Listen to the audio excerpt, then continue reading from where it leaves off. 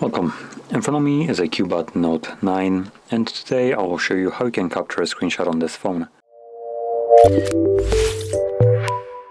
So to get started, you'll want to open up content that you wish to capture. I'll be using just the home screen as an example for this. And once your content is open and visible, hold power key and volume down at the same time.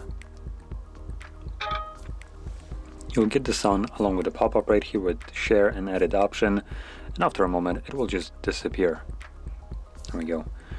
So let's open up our photo application, and you will be able to locate your screenshot right in here. So there we go. So this is how you would capture a screenshot and also where you can find it.